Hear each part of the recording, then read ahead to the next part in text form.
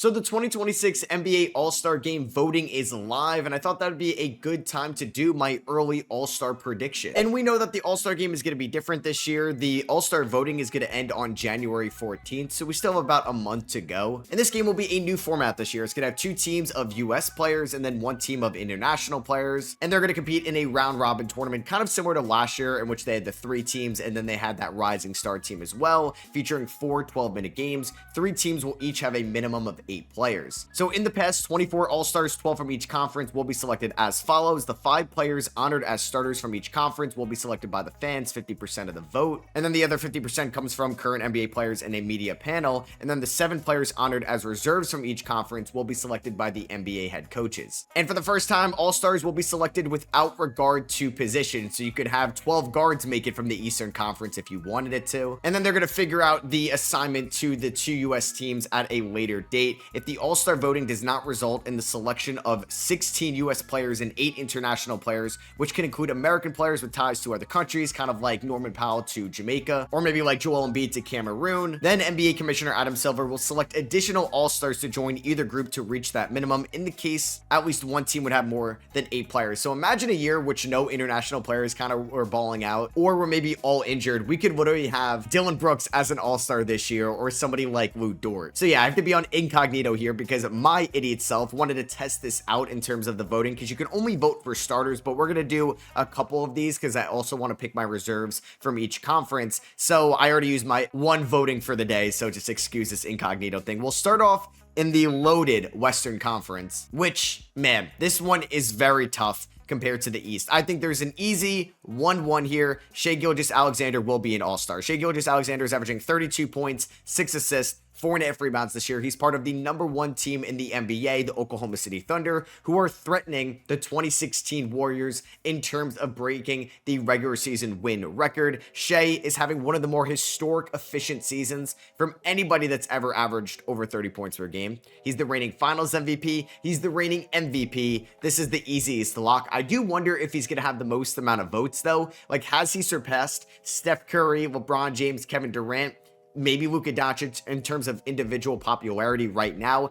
I don't think so, but I think it's something interesting to keep an eye on because this could end up being the face of the NBA. I also think that Luka Doncic is a lock in the Western Conference as well to be a starter, averaging 34.7 points, the most in the NBA, about 9 assists, 8.5 rebounds for a good Lakers team this year, and he's going to be also an All-Star starter. It's not at the Staples Center, whatever it's called now. It's at the Intuit Dome, home of the LA Clippers, which will make things interesting later on as well, because usually they like to have somebody from the hometown team in that game.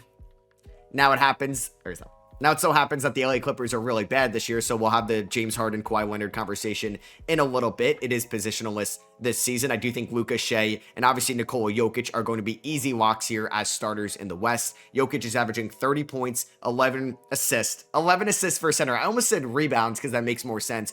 30 points, 11 assists, 12.5 rebounds. He's averaging a 30-point triple-double yet again for an elite Denver Nuggets team. They'd be the best team in the NBA 100% if the Thunder weren't this historic. And this is going to be an MVP race for the ages. I don't think Luka's going to get there because I think when you're talking about these teams in the Western Conference, the Thunder are 24-2. The Nuggets are 4.5 games behind the Thunder, which isn't the largest gap right now. They're going to need that to be around 4 or so games if Jokic wants to have a chance at getting MVP number 4. He almost got it last year. He almost got it in 2023. And that would really put him in some historic conversations that it's as exclusive as a club as you can get. So I think these are 3 locks as starters. But this is the All-Star game, right? And I'm predicting guys as well to be All-Star starters. And guards, forwards, it doesn't really matter at the moment. Steph Curry's averaging 29.5 points, 4 assists, and 3.7 rebounds. Like, he's having a better scoring season in terms of points per game than Anthony Edwards. Steph Curry is also insanely popular, and he's, I think, going to be an All-Star starter as well in the Western Conference. I was going back and forth between Steph Curry and Anthony Edwards being this All-Star starter, so I'm going to end up going with Steph because he's one, like I said, more popular, and he's having just as good of a season as Anthony Edwards. But if you have Anthony Edwards as an All-Star starter, that's fine with me. But I'm going to give the last starting spot to Victor Victor Wembanyama, who hopefully is going to play 65 games this year. I'm crossing my fingers. They did just lose to the Knicks in the NBA Cup finale, and Wemby is still on that minutes restriction. I really do hope that he hits that 65 game threshold this year, so he gets his first Defensive Player of the Year award. He gets on an All-NBA team for the first time in his career, but he is a true unicorn, and when he's healthy right now, he's one of the more entertaining players to watch. He might be the most entertaining player to watch right now, given that you're going to see something new every single night from somebody that's 7'4", 7'5", 7'6", something like that. So that's what I'm going to go with my West All-Star starters. These are going to get reorganized into the 3 teams of 8 anyway, and you got 4 international guys technically here. You have Shea from Canada, Luka from Slovenia, Jokic from Serbia, and Victor Wembanyama from France. So let's go to the East starters, which I think it's interesting as well. I'm going to start off with my guy, Jalen Brunson, who just won NBA Cup MVP. He's having a great scoring season yet again for the Knicks, who have the best net rating in the Eastern Conference. They are the 2 seed behind the Detroit Pistons. Brunson has showing that he's the same Brunson from previous years, still one of the more dynamic scorers in the league, and he has not been taking that many free throws this year compared to people in the past. He's a part of the biggest market in the Eastern Conference for the New York Knicks as well. I hope it gets voted in, because I do feel like Brunson maybe isn't as popular as you would think, being the star player on a team in New York City, but I think he's actually deserving to be an all-star starter this year as well. Another easy one is Giannis Antetokounmpo. Giannis is wildly popular. I think he's going to get in. He has the numbers to be an all-star starter as well. And when you're talking about records, I don't really care about your record too much in the all-star game. Now, maybe if it's a tiebreaker to make the all-star game and you're thinking of like the second Oklahoma City Thunder versus like maybe the first LA Clipper, if it ever came down to that, I would side with the second Oklahoma City Thunder at that point. I'm also a fan of first-time all-stars as well. I like to see guys get into their first all-star game. I do think Giannis would be a starter here in the Eastern Conference, given his numbers. He's definitely been, in my opinion, the best big in the Eastern Conference as well, with Joel Embiid not really being that healthy this year at times. And then I think Jaylen Brown has actually been playing like an all-star starter also for the Boston Celtics, who are currently the 5 seed in the Eastern Conference. They did just recently drop, but Jaylen Brown has been putting up all-star caliber numbers, 29 points, 5 assists, 6 rebounds as a number 1 option. And he's looked like a number 1 option out there for the Boston Celtics. So I'm going to go with Jaylen Brown. Now we have 2 spots left. This comes down between 3 players, in my opinion, 3 different guards. Tyrese Maxey, the Philadelphia 76ers, who's leading the Eastern Conference in scoring. Donovan Mitchell, who's not far behind him, of the Cleveland Cavaliers. And then you also have Cade Cunningham, who maybe doesn't have the numbers scoring-wise as those two, but he's a part of the number 1 seed Detroit Pistons, who are 21-5. Cade is a better defender than those two. You can make an argument he's a better rebounder, passer, just not as efficient as a 3-point shooter and as a scorer. So I'm going to give Cade the nod just because it's a 1-seeded Piston team. I have Shea in. I have Jalen Brunson in as a 2 seed. I want to get Cade Cunningham and reward him as an all-star starter this year, given how good the Detroit Pistons are. They're the 1 seed, and I feel like it would be cool to have Cade Cunningham as an all-star starter. It doesn't really mean much to be a starter this year because, like I said, you're getting put on those 3 teams of 8. But you can still say you're an all-star starter at the end of the day for the Eastern Conference. And the fact that it's positionless, I do think we'll see 4 guards. Well, I guess it depends. Jaylen Brown's kind of like a forward, and if Giannis is like that forward/big as well. In the West, we have, I guess, 3 guards, if you count Luka as a guard, but you can also say he's a forward in a way, just to get him in there. And then lastly, it comes down between Donovan Mitchell and Tyrese Maxey. I'm going back and forth between these 2 guys. Oh man, and it's tough. I think I'm actually going to give it to Donovan Mitchell, which might be a hot take. I just think Donovan Mitchell has carried, I mean, you can make an argument. It's splitting hairs at this point. I think that comes down to maybe one of the toughest debates, Donovan Mitchell and then Tyrese Maxey to be the last all-star starter in the Eastern Conference. And I can totally get if you went with Tyrese Maxey. I don't really have much of an argument against that one. You're splitting hairs. I just think Donovan Mitchell has been a little bit more dynamic as a scorer. I think he's been a better defender, although he's not much of a better defender than Tyrese Maxey this season. And I mean, when you look at the records, right, the Cavs are 15-12 and the 76ers are 14-11. So the Sixers technically have a slightly better record as well. But this is what I'm going to go with as my all-star starters. Now it's time to pick the reserves as well. And if I'm looking at this correctly, I think we have about 5 international guys right now, with 4 out of the 5 in the West and Giannis here in the East. So we'll keep an eye on that as well. So in the West, we'll go to these reserves at the moment. I mentioned it before, but I think Anthony Edwards is an easy one. 28.7 points, 4 assists, 5 rebounds. Part of a respectable Minnesota Timberwolves team this year. 17-9. That would be the 3 seed in the Eastern Conference. He's still been one of the best scorers in the NBA this year, and I do think he should be an all-star reserve at the moment. And you can make an argument maybe he should start over Steph Curry. Maybe he starts over Victor Wembanyama, but I don't think that's going to end up happening at the end of the day. I think when we're looking at some teams that are respectable this year, the Phoenix Suns, 14-12, I do think they're going to end up getting an all-star. And remember, these are my predictions as well. I think Devin Booker is going to end up going in. 25 points, 6.7 assists, 4.5 rebounds. These Suns have been one of the more surprising teams in the NBA this season, and I think they are deserving of at least one all-star. I think Booker is going to get in over somebody like Dillon Brooks when it's all said and done. And Devin Booker is still a popular player as well. So I do think he's going to be an all-star this year for the Phoenix Suns. I think we could talk about a couple of Houston Rockets. Kevin Durant, still one of the more popular players in the NBA, a future Hall of Famer, averaging 25 points, 4 assists, and 4.5 rebounds for the Houston Rockets. I think like Steph, KD, and we'll get to another guy in a second, deserve to be in based on their popularity status, and that's just what's going to happen. But Kevin Durant is actually deserving of an all-star appearance this year. And I do think Alperen Şengün is going to get in as well. 23.5 points, 7 rebounds, 9.5 rebounds. I wanted to get him in the all-star game for the Houston Rockets as well. I do think the Rockets are going to get 2 all-stars this year. And the last reserve for this one, then we got to pick 2 more as well. It's tough, man, because Lauri Markkanen has a really good argument. Austin Reeves has an argument. James Harden has an argument.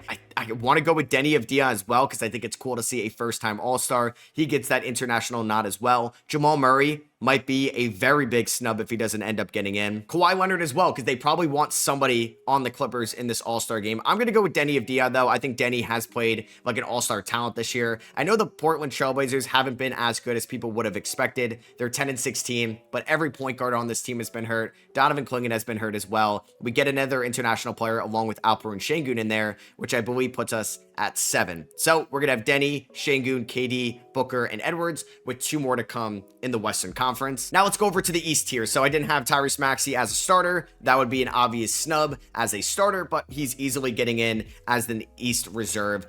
Just what he's done this year as a dynamic scorer, keeping the 76ers team afloat with Embiid and Paul George being in and out of the lineup at the start of the year, and Nick Nurse basically running Tyrese Maxey into the ground in terms of minutes played. I do think Jalen Johnson should be an all-star this year for the Atlanta Hawks, about 23 points, 8 assists. Yeah, 8 assists for Jalen Johnson, 10.5 rebounds. The Atlanta Hawks are currently 15-12 here in the Eastern Conference, kind of staying alive while Trae Young has been out, and I do think Jalen Johnson will be a first-time All-Star this year. I do think that the Pistons and the Knicks will end up getting 2 All-Stars as well. I'm giving Karl-Anthony Towns the nod. I do think he would get in over OG Anunoby and Mikal Bridges. He's averaging 22 points, 12 rebounds, 3 assists, part of the big market New York Knicks, who I do think will vote in 2 All-Stars like they did last year. And I do think Jalen Duren of the Detroit Pistons is also going to get in. 18 points, 11 rebounds. I do like the number 1 seed getting 2 All-Stars in this game. I think that's a pretty cool kind of like unwritten rule to go by. So I'm going to have Jalen Duren and Karl-Anthony Towns. Now, Karl-Anthony Towns could technically be Dominican Republic, which can technically get him in as an international guy. I don't think that the NBA is going to have to worry about that this year, not getting to that number. And I also think Scotty Barnes will be an All-Star this year. I do think at least 1 Toronto Raptor is going to get in. I would be surprised if 2 ended up getting in. When I'm recording this, they are 16-11 and currently the 3 seed in the Eastern Conference. Scotty Barnes is looking like he's going to be an all defensive first team guy this year. He's been a much efficient 3-point shooter, and I think he's going to be another reserve. So we have